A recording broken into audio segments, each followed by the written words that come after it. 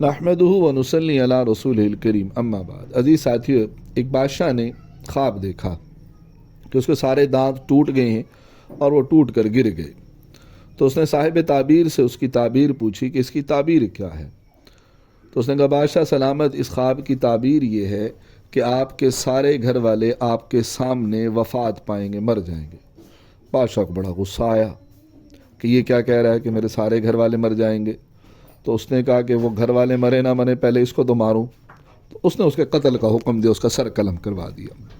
پھر اس نے ایک مفسر قرآن کو بلوایا اور اسے اپنا خواب سنایا اور تعبیر پوچھی۔ اس نے کہا بادشاہ سلامت، مبارک ہو ماشاءاللہ ماشاءاللہ، یہ تو بہت زبردست قسم کا خواب آپ نے دیکھا ہے۔ کہا اس کی تعبیر یہ ہے کہ آپ جو ہے آپ سب سے لمبی عمر پائیں گے، آپ کی عمر جو ہے سب سے زیادہ لمبی ہوگی گھر والوں میں۔ بادشاہ بڑا خوش ہوا، اس کو انعام اور اکرام دیا اور اس کو واپس بھیج دیا۔ عزیز ساتھیو، ان دونوں تعبیرات میں کوئی فرق نہیں، صرف الفاظ کا فرق ہے۔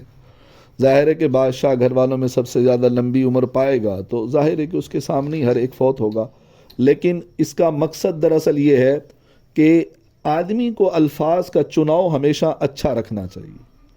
اپنا ایک ایک لفظ یا تو کسی کے لیے مرہم بن سکتا ہے یا زخم بن سکتا ہے۔ تعبیر ہمیشہ اچھی ہونی چاہیے۔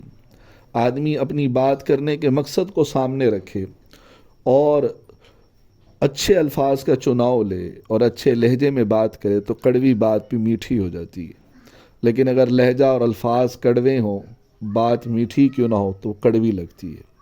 اسی لیے عزیز ساتھیو، ہمیں چاہیے کہ ہم ہمیشہ اپنی تعبیر کو اچھے انداز سے پیش کریں۔ جب بھی کسی کو مخاطب کریں تو بڑے پیار سے کریں اور پیار سے بات کریں۔ اللہ رب العزت ہم سب کو عمل کرنے کی توفیق نصیب فرمائے۔ اللہ رب العزت مجھے بھی اس کی توفیق نصیب فرمائے، آپ کو بھی۔ والسلام علیکم ورحمۃ اللہ وبرکاتہ۔